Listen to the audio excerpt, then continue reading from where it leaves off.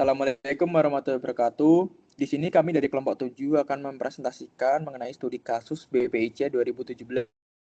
Sebelum ke presentasi saya akan memperkenalkan anggota kelompok kami, yaitu yang pertama ada Muhammad Syauki Satrio, yang kedua ada Muhammad Askabahan, yang ketiga ada Nikolas Gunawan, yang keempat ada Muhammad Helmi A, dan yang kelima ada saya sendiri, Indra Purwanto. Langsung saja kita memakai dataset dari BPIC 2017, yaitu event log yang mempresentasikan proses loan origination di sebuah institusi keuangan Belanda, mulai dari pengajuan aplikasi pinjaman, pengecekan, pembuatan offer, sampai offer tersebut diterima atau ditolak oleh nasabah. Langsung ke example 11.3. Di example 11.3 ini kita diminta untuk melihat proses map dari event log BPIC 2017. Namun proses map lengkap biasanya sangat kompleks, sehingga kita perlu melakukan penyederhanaan dengan menampilkan hanya aktivitas dan arc yang paling sering muncul menggunakan fitur filter, activities, dan path. Nah, yang kanan atas ini yang sebelum kita filter atau kita path. Di sini saya menggunakan slider activitiesnya 100 dan path slidernya juga 100%. Hasilnya adalah proses map yang sangat kompleks atau sering disebut dengan spaghetti model karena hampir semua aktivitas dan jalur sekaligus. Dari tampilan ini sangat sulit untuk langsung melihat alur utama proses maupun perilaku mayoritas kasus. Agar prosesnya ini bisa dilihat dengan jelas yang proses-proses utamanya, saya menggunakan activity slider 90% dan path slidernya 15%. Dengan ini hasilnya dapat dilihat pada gambar di kiri bawah, dan kita dapat mengikuti proses bisnisnya. Seperti misalnya dari A create application, A submitted, B complete application, dan seterusnya. Di sini penting untuk membedakan antara abstraction dan filtering. Abstraction hanya menyederhanakan visualisasi proses map, sedangkan event log-nya tidak berubah. Filtering justru mengubah log dengan menghapus event atau trace tertentu. Jadi di example 11.3 ini, saya menunjukkan bagaimana abstraction membantu kita memahami proses yang sangat kompleks. Next, ini di PM4PY-nya. Jadi PM4PY ini gambarnya tidak terlalu jelas, jadi yang tadi di Disco yang jelas. Jadi kita next ke example yang 11.5. Oh ya, di exercise 11.5 ini kita disuruh untuk melihat performance view dari BPIC 2017 itu. Next, langsung ke gambarnya. Fokus kita di sini bergeser ke performance view.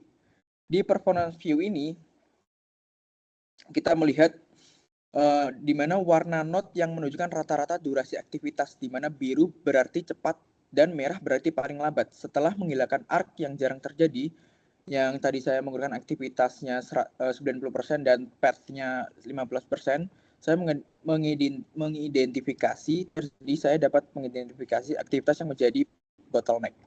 Pada analisis saya, aktivitas yang paling lambat adalah W assess potential fraud. Dengan rata-rata waktu sekitar 8,7 jam, note ini ditampilkan dengan warna merah pekat. Yang di kiri bawah itu dia warnanya merah pekat. Selain itu, durasi aktivitas performance view juga menampilkan waktu tunggu antar aktivitas. Edge yang berwarna merah menunjukkan jalur dengan intervene time paling tinggi, yang di sebelahnya W assess potential fraud itu. Dengan waktu tunggu yang sangat-sangat lama, yaitu 19.1 dari W incomplete files ke personal loan collection.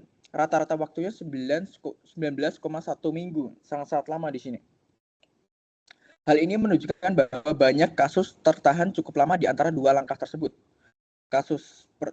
Dari perspektif perbaikan proses, aktivitas dan jalur yang berwarna merah ini merupakan kandidat utama untuk dianalisis lebih lanjut, misalnya dengan meninjau SLA, kapasitas sumber, dan lain-lain.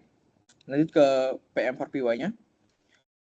Di sini kita juga dihitung durasinya yang paling lama, yaitu web access potential fraud dengan total hari 41,43 hari. Next ke yang selanjutnya.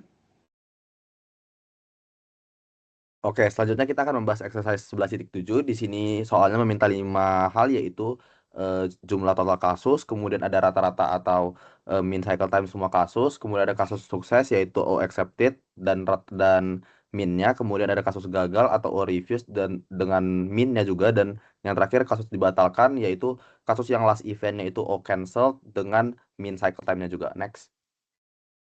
Oke, di sini dapat dilihat untuk yang pertama yaitu kasusnya di sini case-nya itu ada 31.509 dengan rata-ratanya itu 21,9 hari. Ini untuk menjawab soal A dan soal B. Next. Kemudian untuk soal C yaitu kasus yang dengan eventnya all accepted di sini difilter sehingga kasusnya di angka 17.228 dengan minnya itu 18,1 hari. Next. Nah, kemudian untuk soal D yaitu kasus yang memiliki event all reviews. Di sini hasilnya yaitu 3.720 cases dengan minnya itu 16,9 hari di Disco. Next. Dan yang terakhir untuk soal kasus E yaitu kasus yang last eventnya adalah O cancelled atau kasus yang dibatalkan. Di sini ada 5.092 case dengan minnya itu 24,5 hari. Ya, gitu. Nah, di sini PM4P untuk soal A sampai soal E, di sini dapat dilihat hasil A sampai hasil D itu menunjukkan bahwa PM4PY dan Disco itu konsisten, dua-duanya itu hasilnya sama kecuali di soal yang E, yaitu soal cancelled case. Di sini terdapat divergensi yaitu Disco menghitung 5.092 case, sementara PM4PY itu hanya 4.436. Penyebabnya di sini adalah perbedaan cara kedua tools itu menangani event dengan timestamp identik. PM4PY di sini memproses urutan secara sekuensial secara file sehingga mendeteksi event penutup dengan tepat. Sedangkan Disco menggunakan mekanisme pengurutan event yang berbeda ketika menemukan event-event dengan timestamp yang sama. Sehingga beberapa trace yang sebenarnya sudah memiliki event penutup tetap terbaca sebagai belum selesai dan masuk ke kategori cancelled. Sehingga hasilnya dapat berbeda antara Disco dan PM4PY untuk yang cancelled case. Next. Ya, selanjutnya akan masuk ke exercise 11.10. Di sini kita diminta untuk membagi kasus menjadi dua, yaitu yang pertama fast case dengan durasi kurang dari 45 hari dan juga slow case dengan durasi lebih dari sama dengan 45 hari. Kemudian akan kita bandingkan pola aktivitasnya. Oke, di sini merupakan tampilan awal diskon untuk melihat gambaran awal dari log kita ya. Next. Ya, di sini ada tampilan disco untuk fast case lebih kurang dari 45 hari. Yang di kiri itu adalah tampilan overview dan yang kanan adalah ringkasan dari activity. Di sini untuk disco kurang dari 45 hari kita punya case sebanyak kurang lebih 30.000. Next. Ini untuk disco dengan slow case lebih dari sama dengan 45 hari. Sama seperti yang sebelumnya, di sini kita punya case kurang lebih 1.311. Ya, ini ada PM4PY-nya juga untuk menghitung durasi per kasus. Kemudian kita bagi menjadi fast and slow dan menghitung frekuensi event tertentu pada masing-masing kelompok. Hasil menunjukkan fast case itu ada 30.198, slow case 1.311. Kemudian event frequency analyst itu untuk O cancel-nya, untuk fast ada case-nya 14.643, untuk slow 1.039, untuk A cancel fast 9.758, untuk slow 673. Ya, jadi total case-nya tadi 31.509. Next.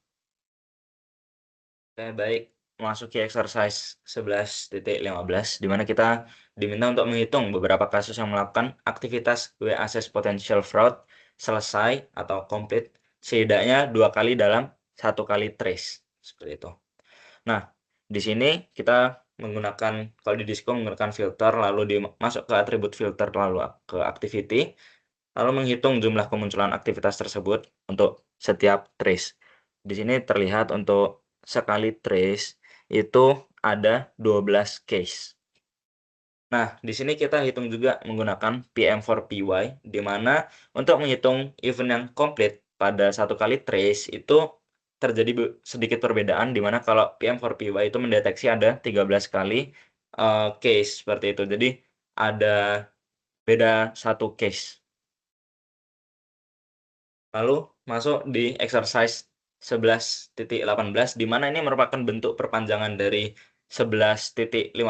Kalau misalnya 11.15 itu menghitung case yang komplit pada satu kali trace. Nah, di 11.18 itu lebih khusus lagi, di mana satu kali trace, lalu statusnya itu komplit, ditambah lagi harus menggunakan resource yang sama.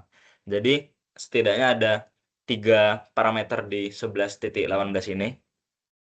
Nah, untuk di Disco sendiri, terlihat case-nya tuh ada 3. Karena memang ini harusnya lebih kecil daripada yang 11.15 tadi ya. Karena memang ini bentuk yang lebih khusus daripada yang 11.15 tadi. Jadi di sini case-nya hanya ada 3. Nah, begitu pula deteksi di PM4PY itu konsisten juga sebagaimana di Disco. Di sini PM4PY juga mendeteksi ada 3 case yang memiliki status komplit pada sekali trace dan menggunakan resource yang sama. Seperti itu.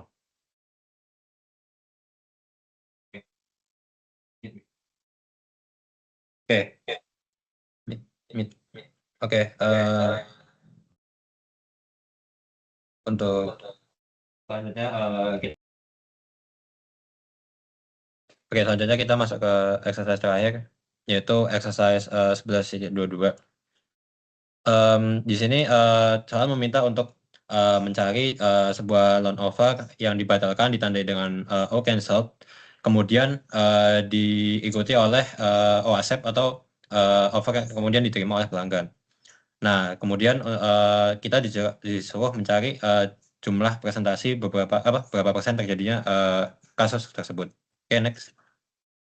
Berikut untuk dari Disco tersebut kita bisa lihat jumlah kasusnya ada 902 ya. Ini menunjukkan yang kasus O cancelled kemudian diikuti dengan O accept. Nah, kemudian kita verifikasi dengan PM4PY sama, jadi kita ambil semua timestamp ya untuk O cancel dan O accept, kemudian kita cek apakah accept tersebut terjadi setelah cancel. Nah, kemudian kita dapat hasil jumlah kasusnya adalah 902 dengan presentasi 2,86% dari 31.509.